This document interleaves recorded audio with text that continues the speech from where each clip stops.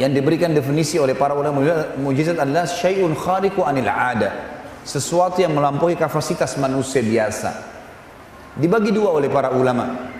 Ada yang berbentuk informasi, ada yang berbentuk sesuatu kejadian nyata yang terlihat oleh mata kepala orang-orang pada saat beliau masih hidup sallallahu alaihi wasallam.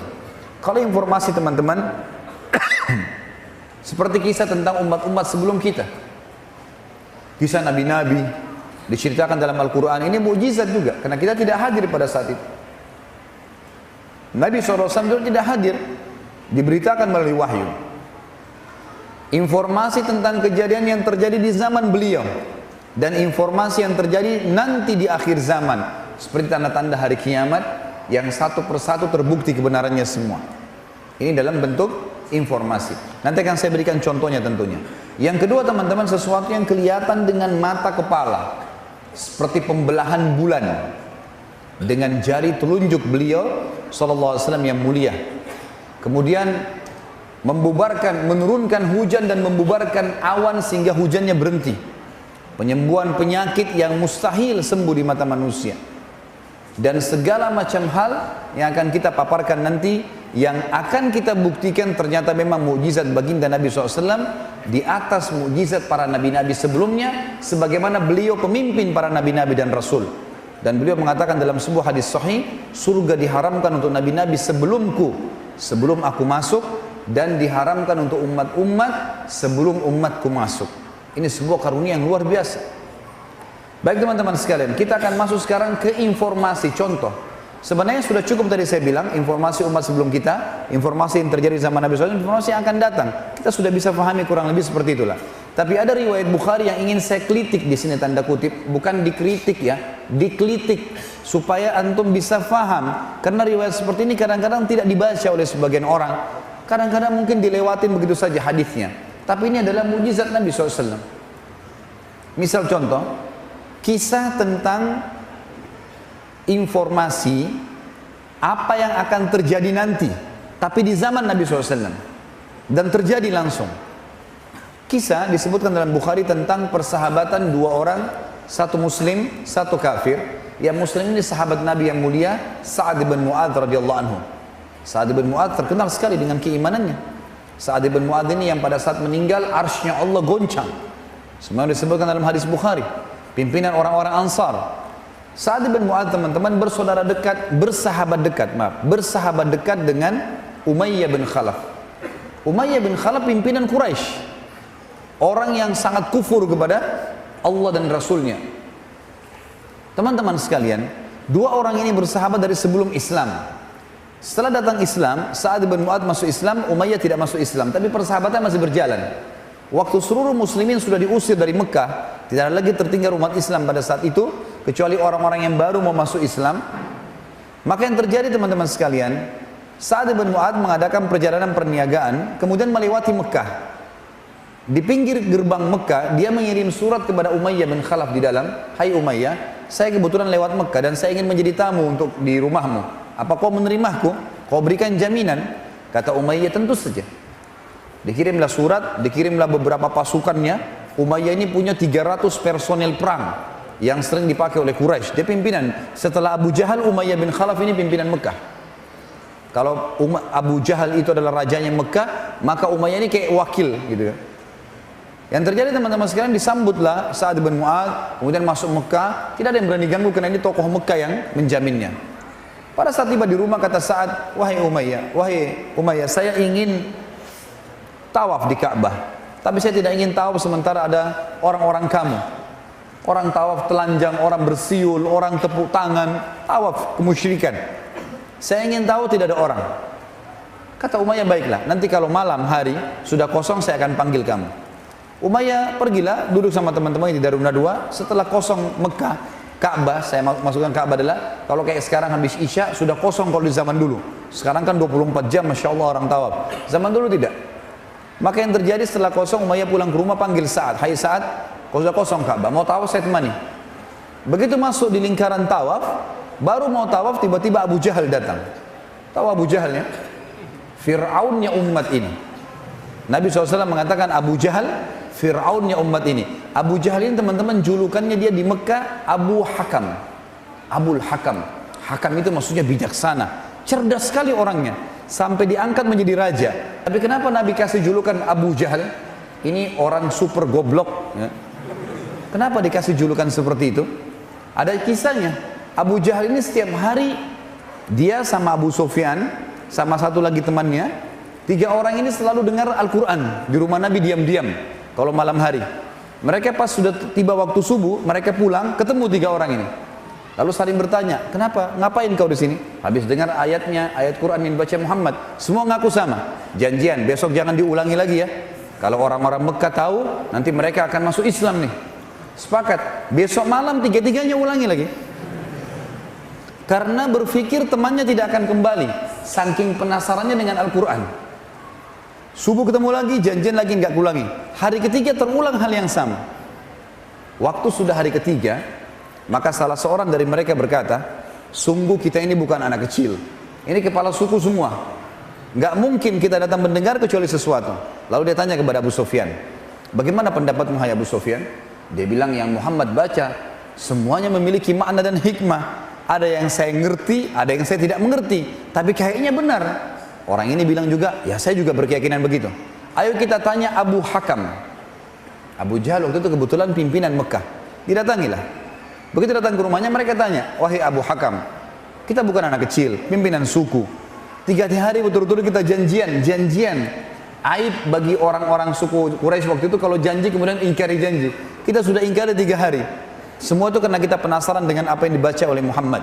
Kalau begitu, bagaimana pendapatmu tentang agamanya? Kata Abu Jahal kalimat yang luar biasa. Dia tundukkan kepalanya lalu dia angkat kepalanya lalu dia mengatakan apa? Saya tahu apa yang diucapkan oleh Muhammad benar. Benar. Kata Abu Sufyan, lalu kenapa kau tidak beriman? Kau raja kami, kalau kau beriman kami semua beriman. Apa kata Abu Jahal? Ini teman-teman bahaya sekali. Fanatisme terhadap suku, terhadap harta, jabatan bisa menggelapkan matanya orang. Itulah terjadi pada Abu Jahal. Dia mengatakan apa? Sesungguhnya dari dulu sukunya Muhammad dengan sukuku bersaing. Kalau mereka memberikan makan minum jemaah haji, kami juga memberikan makan dan minum jemaah haji.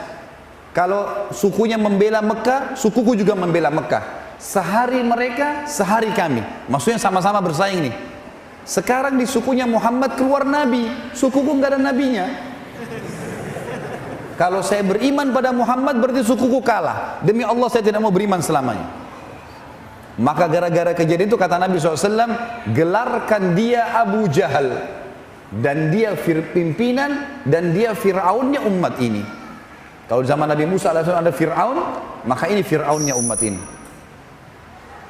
Abu Jahal teman-teman, Abu Jahal pada saat itu menemui Sa'ad bin Mu'adz. Kita kembali ke kisah kita dengan Umayyah bin Khalaf yang baru mau tawaf. Abu Jahal lalu tanya, waktu itu dia Raja Mekah, wahai Umayyah, siapa di sebelahmu ini? Kata Umayyah, ini Sa'ad bin Mu'adz, pimpinan suku Madinah. Abu Jahal waktu dengar langsung dia bilang, wahai Sa'ad, berani benar kau injakkan kakimu di Mekah, sementara kau tahu permusuhan kami dengan muslimin. Demi Allah kau tidak akan keluar dari Mekah selamat. Sa'ad bin Mu'adz adalah kepala suku, terkenal pemberani. Dan beliau mati syahid pada saat terjadi perang Ahzab. Dan beliau lah yang mengambil keputusan 700 pasukan perangnya Quraidah dibunuh semuanya. Pemberani yang luar biasa Sa'ad. Kata Sa'ad, wahai Abu Jahal, kau tidak akan bisa menyentuhku karena aku akan melawan. Kau mati atau aku mati. Kalaupun kau berhasil membunuhku, maka sukuku tidak akan membiarkanmu. Sukunya namanya Aus di Madinah. Karena Ansar dulu ada Aus dan Khazraj. Suku Aus. Sukuku Aus tidak akan membiarkanmu. Maka kata Abu Jahal, enggak masalah. Pokoknya saya tidak akan peduli. Saya tidak akan membiarkan kau keluar. Umayyah bin Khalaf bingung. Di depannya ada Sa'ad bin Mu'adz, sahabatnya tapi muslim. Di sebelahnya juga ada sahabatnya Abu Jahal, tapi kafir. Tiba-tiba dalam riwayat Bukhari dikatakan jiwanya condong kepada Abu Jahal. Dia mengatakan, wahai Sa'ad, jangan kau angkat suaramu di depan Abu Hakam, karena dia pemimpin lembah ini, dia raja kami. Sa'ad merasa tersinggung, bukannya dibela, dilindungi, malah dijatuhkan. Kata Sa'ad, wahai Umayyah, mulai sekarang hubungan kita putus, gak ada lagi persahabatan. Dan perlu kamu tahu, ini saksi bahasan. Perlu kamu tahu, Rasulullah SAW telah memberitakan kepada kami kalau kami akan membunuhmu. Ini informasinya. Jadi Umayyah bin Khalaf masih hidup, Nabi sudah bilang, wahai muslimin, kalian akan membunuh Umayyah bin Khalaf nanti. Umayyah bin Khalaf, teman-teman sekalian, mendengar informasi ini kepalanya orang-orang kafir di Mekah ya. Kaget, dia pucat, dalam riwayat ini dikatakan, kemudian dia berkata, dia tidak bilang, ah Muhammad bohong, itu enggak benar, enggak. Dia langsung bilang, demi Allah Muhammad enggak pernah dusta. Apakah diberitakan kepadamu di mana kalian akan membunuhku, di mana umat Islam akan membunuhku? Kata Sa'ad, tidak ada informasi. Tapi berita pasti kami akan membunuhmu. Umayyah bin Khalaf dalam kondisi bingung pada saat itu, berkecamuk di pikirannya dia akan terbunuh. Dia meninggalkan Abu Jahal, meninggalkan Sa'ad bin Mu'adz. Salah satu sahabat yang nanti masuk Islam menceritakan yang melihat kejadian tersebut. Lalu dia pulang. Di tengah jalan dia mengulang-ulangi kalimat, demi Allah Muhammad gak pernah dusta, demi Allah Muhammad gak pernah dusta. Sampai tiba di rumahnya. Lalu dia bilang sama istrinya, wahai istriku, apa kau tahu apa yang Sa'ad bin Mu'adz katakan tentang aku? Kata istrinya, apa itu? Dia bilang, kalau Muhammad memberitahukan sahabat-sahabatnya, mereka akan membunuhku. Apa kata istrinya? Umayyah, ini kufur, benci dengan Islam. Dia mengatakan, demi Allah Muhammad gak pernah dusta. Tapi apakah diberitakan kepadamu di mana kau akan dibunuh? Kata Umayyah, saya sudah tanya saat menjawab seperti apa yang saya berikan kepadamu sekarang jawaban. Kalau Muhammad tidak memberitakan, ini riwayatnya seperti itu ya. Tentu kita setiap membaca nama Nabi SAW, kita membacakan salawat kepada beliau. Tapi ini perkataan Umayyah bin Khalaf. Tapi saya janji kepadamu, hai istriku, saya tidak akan keluar dari Mekah. Ringkas cerita, 3 bulan setelah kejadian tersebut, teman-teman sekalian, terjadilah kasus perang Badr. Tahun 2 Hijriah di bulan Ramadan. Sebabnya adalah seluruh harta muslimin yang hijrah ke Madinah, seperti Abdurrahman ibn Auf, Abu Bakar, Umar, banyak sahabat yang punya harta di Mekah, itu dirampas sama orang Quraisy karena mereka hijrah dengan pakaian di badan, rumahnya, dagangannya, semua tidak dibawa, diambil oleh Quraisy. Dan yang memperebutkan itu adalah kepala-kepala suku Quraisy, diantaranya Abu Jahal, Umayyah bin Khalaf, dan Abu Sufyan. 3 orang ini memperebutkan harta itu, gitu kan? Ringkas cerita teman-teman sekalian, harta-harta muslimin ini diambil, lalu dibawa ke negeri Syam, dijadikan sebagai duit, beli dagangan, kemudian dijadikan sebagai harta mereka bertiga. Waktu kafilah itu lewat dari negeri Syam menuju ke Mekah, melewatin Madinah, Nabi SAW dengar, Nabi kumpulin orang-orang muhajirin dari Mekah, dan orang Ansar boleh siapa saja ikut. Silakan, kita akan menghadang kafilah Abu Sufyan untuk mengambil haknya muslimin. Maka keluarlah bersama Nabi SAW 313 orang, 314 bersama Nabi SAW. Sampai tiba di wilayah Badr. Ada sebuah gunung yang besar, sisi yang lebih dekat Madinah namanya Udwatid Dunya. Dalam Al-Quran dikatakan, idh antum bil udwatid dunya. Ingatlah ketika kalian wahai pasukan muslimin berada di Udwatid Dunya, sisi gunung yang lebih dekat kepada Madinah. Dan orang-orang kafir Quraisy, Abu Sufyan waktu dengar ternyata Nabi SAW keluar dari Madinah, mengirim surat ke Mekah kepada Abu Jahal, cepat kirim pasukan ke kita karena Muhammad sudah keluar dengan pasukannya. Keluar 1000 orang pasukan pada saat itu. Awalnya cuma 700 orang saja. Nanti akan saya kembali ke kisah itu. Tapi yang jelas ringkasnya, pasukan Quraisy berada di sisi gunung yang lain namanya Udwatil Quswa dalam Al-Quran. Dan 2 pasukan ini tidak saling janjian. Sementara kafilah Quraisy sudah selamat, Abu Sufyan sudah selamat. Yang saya ingin titik beratkan saksi bahasan kita, pada saat pasukan Quraisy dimotivasi oleh Abu Jahal untuk keluar, maka semua anak-anak muda Quraisy, pasukan Quraisy berkumpul kecuali 300 orang. Mereka itu adalah sukunya Umayyah bin Khalaf. Umayyah bin Khalaf duduk depan Ka'bah. Sukunya, pasukannya duduk, nggak ada yang mau ikut perang. Abu Jahal lagi motivasi orang, ayo ikut, terkumpul 700 orang. Begitu lewat depan Ka'bah, dilihat Umayyah. Umayyah duduk sama pasukannya. Kata Abu Jahal, wahai Umayyah, kenapa kau nggak bergerak? Muhammad mau rampas harta kita. Kata Umayyah apa? Wahai Abu Hakam, apa kau sudah lupa apa yang dikatakan Sa'ad bin Mu'adz 3 bulan lalu? Kalau Muhammad menginformasikan sahabatnya akan membunuhku. Abu Jahal sudah lupa kisah itu. Lalu dia bilang, masa kau percaya? Dusta itu, jangan. Kata Umayyah, demi Allah saya nggak mau keluar. Muhammad nggak pernah dusta. Abu Jahal licik, dia pulang ke rumahnya. Dalam riwayatnya dikatakan, lalu dia mengambil dedupaan, ya, wewangian yang khas wanita. Jadi di Mekah dulu itu kalau dicium bau itu harus wanita, bukan laki-laki. Kalau laki-laki pakai berarti ini tanda tanya. Dianggap banci. Dia bakar, Abu Jahal bakar punya istrinya di tempat pembakaran dupanya, kemudian dia bawa ke dekat Ka'bah. Lalu dia bilang kepada Umayyah, "Ya Umayyah tatayyab." Wahai Umayyah pakai ini. Umayyah marah. Kenapa kayak saya minyak wangi wanita? Kata Abu Jahal, "Kau kan wanita, nggak mau berperang." Tersinggung dia, kepala suku di depan pasukannya, ditepis sama dia, kemudian dia pulang ke rumahnya. Dia bilang, "Saya akan pergi berperang." Pulang ke rumah dia bilang sama istrinya, "Wahai istriku, siapkan baju perang, saya mau berperang." Kata istrinya, "Apa kau tidak ingat?" Istrinya ingat kan? "Apa yang saat cerita 3 bulan lalu kau akan dibunuh oleh Muhammad dan pengikutnya?" Dia bilang, "Saya dipermalukan sama Abu Hakam. Saya akan keluar beberapa langkah dari Mekah, nanti saya kembali lagi. Yang penting saya tidak dianggap pengecut." Baiklah, keluar dia. Subhanallah, setiap pasukan Quraisy istirahat, Abu Jahal yang paling pertama didatangi siapa? Umayyah. "Ya Umayyah, kum, kau berdiri duluan." Supaya nggak pulang Umayyah gitu. Sampai akhirnya tiba di lokasi perang Badar. Tiba di lokasi yang dia akan mati. Tentu perang Badar ada kisah sendiri teman-teman sekalian. Ini kalau antum ikutin di YouTube ada ceramah Sirah Nabawiyah panjang lebar. Saya tidak bisa ceritakan karena ini cerita panjang sekali. Saya ringkaskan teman-teman. Ringkas cerita, pasukan Quraisy terkalahkan kocar kacir. Banyak pasukan mereka yang terbunuh, pimpinan-pimpinan mereka termasuk Abu Jahal terbunuh. Yang lainnya juga terbunuh. Waktu Abu Jahal terbunuh, dan yang membunuh Abu Jahal siapa? 2 orang anak muda dari Ansar, adik kakak. Dua-duanya datangi Abdurrahman ibn Auf. Lalu dua-duanya, yang satu mengatakan, si kakak bilang 16 tahun ini, ya, Auf ibn Afra namanya radhiyallahu anhu. Dia bilang, "Wahai paman," tanya Abdurrahman ibn Auf, "mana Abu Jahal itu?" Kata Abdurrahman, "Kenapa kau tanya Abu Jahal?" Dia bilang, "Saya dengar Rasulullah SAW paling suka disakiti oleh dia waktu di Mekah. Saya ingin membunuhnya." 16 tahun. Lalu kata Abdurrahman, "Baiklah, tunggu kalau saya lihat nanti di pasukan Quraisy saya akan bilang." Kata Abdurrahman, datang di sebelah saya adiknya. Ini juga sama, anaknya Afra radhiyallahu anhu ajmain datang, kemudian dia mengatakan, "Paman, tanpa janjian sama kakaknya, mana Abu Jahal?" Kata Abdurrahman, "Kenapa kau tanya Abu Jahal?" Dia bilang, "Saya dengar dia paling banyak mengganggu Nabi SAW di Mekah. Saya ingin membunuhnya."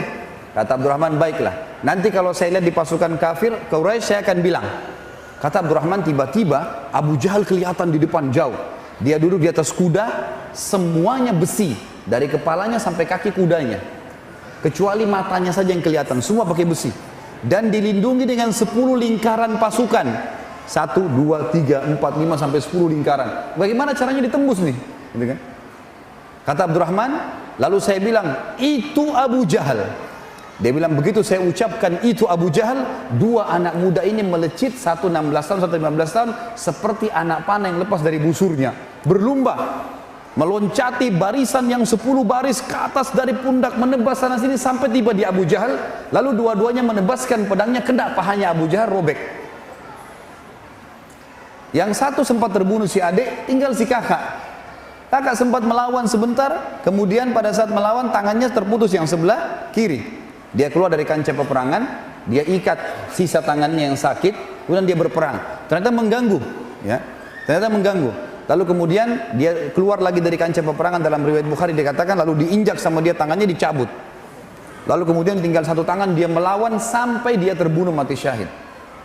Tapi Abu Jahal mati gara-gara sobekan paha itu. Maka 2 anak inilah yang membunuh Abu Jahal. Ringkas cerita, waktu Abu Jahal mati teman-teman sekarang, kocar kacir pasukan Quraisy, gitu kan? Kocar kacir.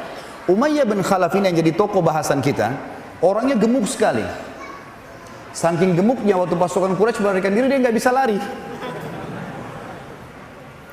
Waktu dia lagi diam di tempat, bingung dia mau menyelamatkan diri seperti apa, karena badannya besar sekali.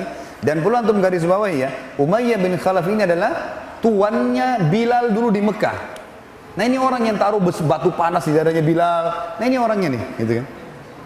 Umayyah bin Khalaf lihat Abdurrahman ibn Auf lagi lewat. Abdurrahman ibn Auf ini waktu di Mekah dulu namanya Abduwud, namanya dia sebelum Islam. Dia tidak tahu ini Abu Jahal, Abu Umayyah tidak tahu kalau sudah berganti namanya. Dia panggil, "Wahai Abduwud." Ini Wud ini maksudnya berhala ya. Abdurrahman nggak mau balik. Dipanggil 3 kali nggak mau balik. Lalu dikatakan, wahai Abdullah. Abdullah sama dengan Abdullah. Baru Abdurrahman balik. Kenapa? Dia bilang, kau mau nggak?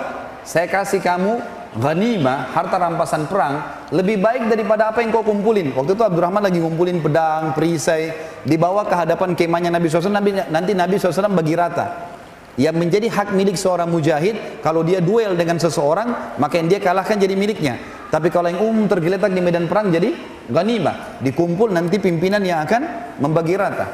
Kata Umayyah, saya bisa kasih kamu lebih baik daripada apa yang kau kumpul itu. Kata Abdurrahman, apa itu? Dia bilang, tawan saya.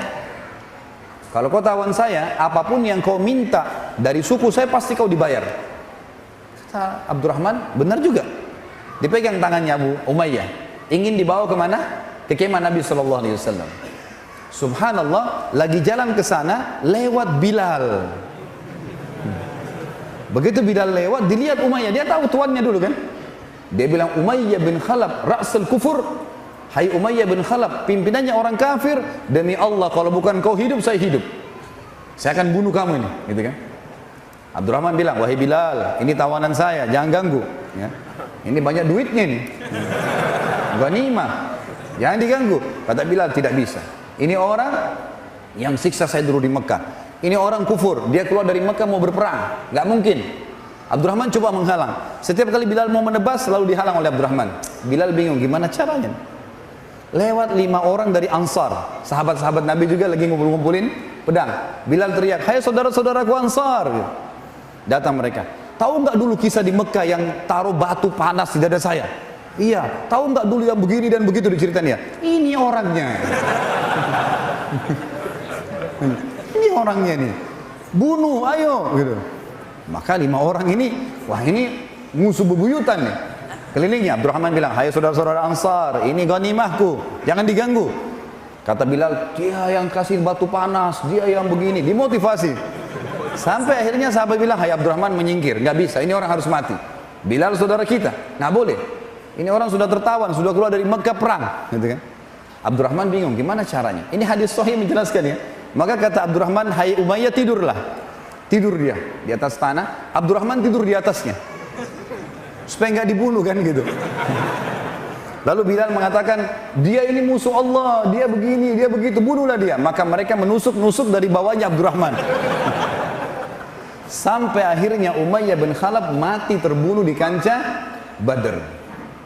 Dan seperti yang disampaikan oleh Nabi SAW, bahwasanya dia akan terbunuh. Nah ini kisah tentang apa teman-teman sekalian? Kisah tentang informasi yang akan terjadi di zaman beliau tapi terjadi. Kan itu.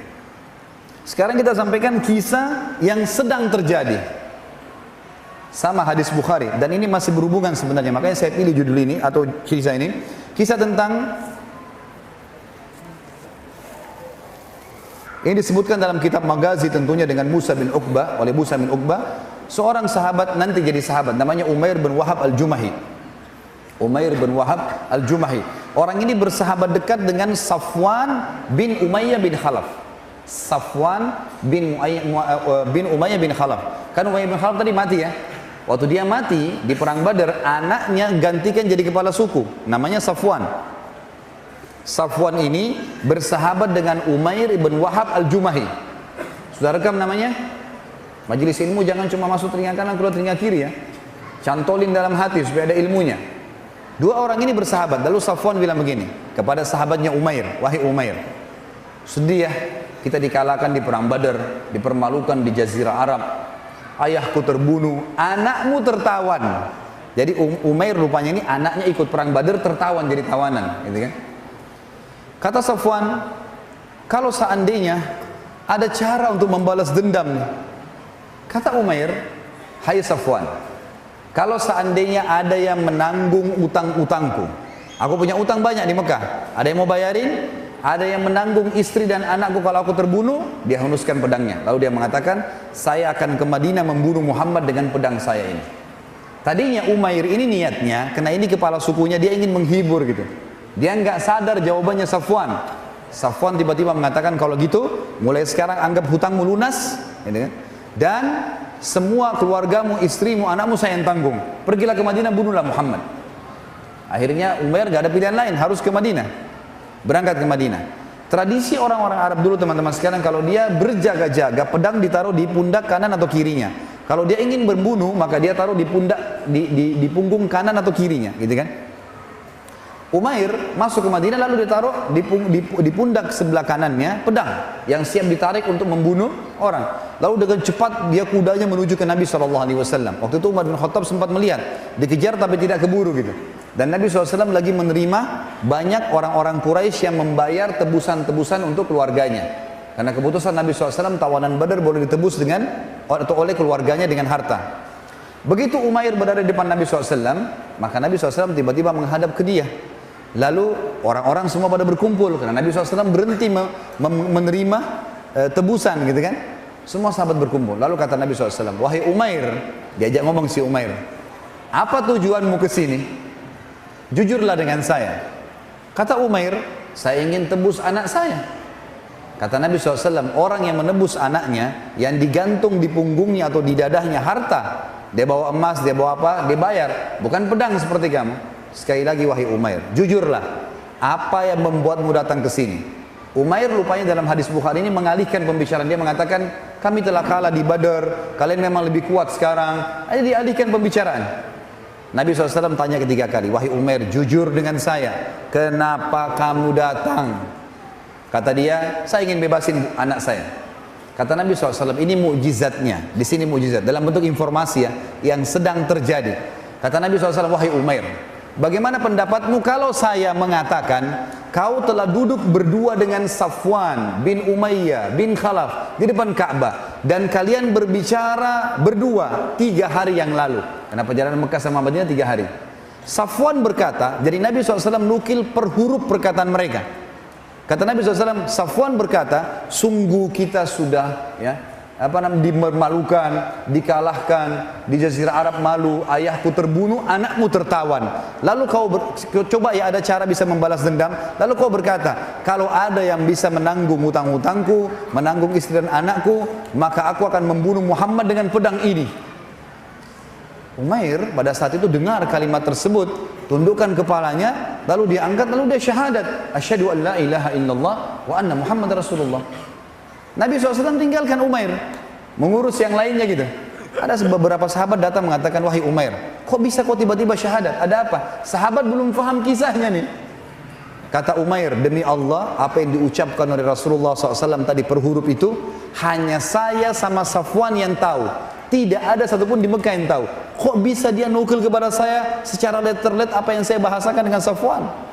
Nggak mungkin kecuali itu petunjuk dari Allah. Ringkas cerita itu adalah kejadian informasi yang sedang terjadi.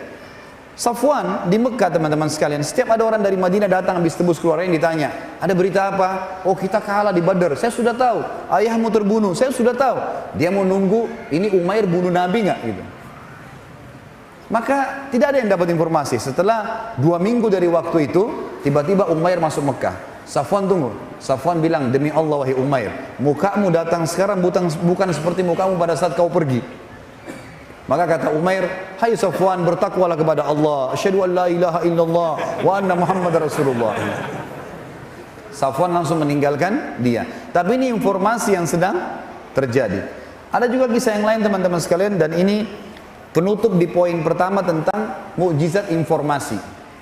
Hadis Bukhari menjelaskan, pada saat baginda Nabi SAW menembus seluruh benteng Yahudi di Khaybar, orang-orang Yahudi sudah mengalah semuanya, ya. Ada yang terbunuh, ada yang tertawan. Maka ternyata ada pendeta Yahudi, beberapa pendeta Yahudi sepakat dengan seorang wanita Yahudi untuk meracuni makanan.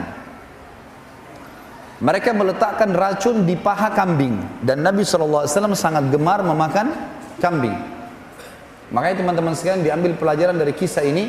Sebagian ulama mengatakan, kalau seseorang memakan kambing karena tahu kalau kambing adalah makanan favorit Nabi SAW, bisa dapat pahala. Karena hadis Bukhari dikatakan Nabi SAW paling gemar makan paha kambing, dan Yahudi tahu masalah itu. Juga kita tahu ada idul, ada akikah dalam Islam.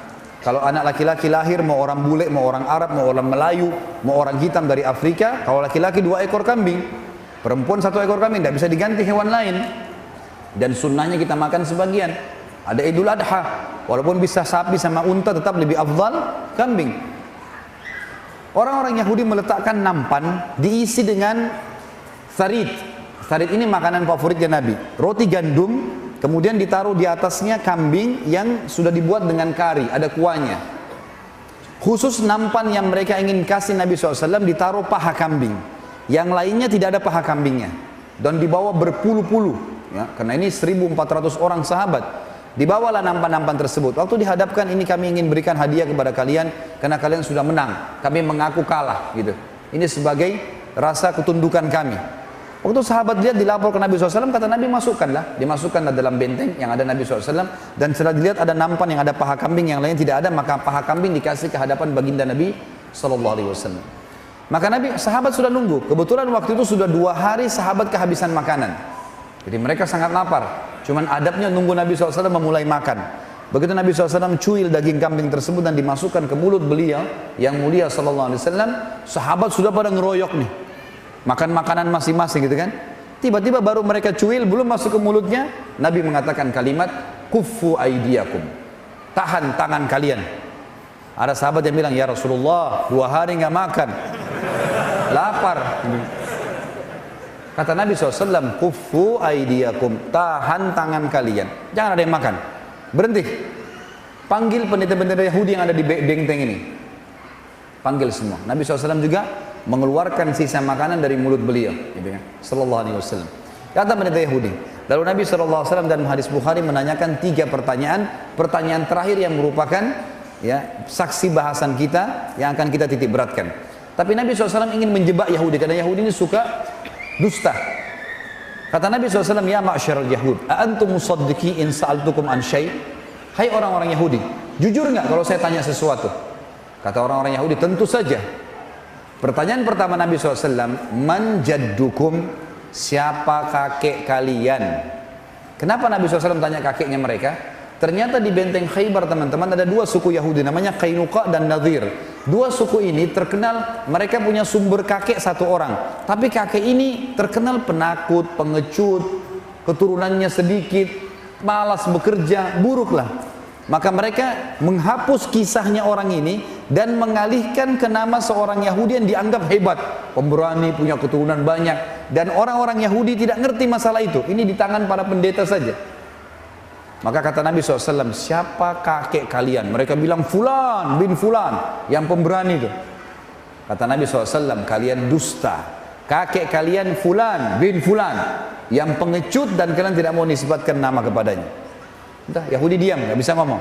Nabi tanya lagi, ya ma'asyiral Yahud, a'antum musaddiqi in sa'altukum an syai'? Hai Yahudi, jujur gak kalau saya tanya lagi? Kata Yahudi apa? Ini perhatikan jawabannya.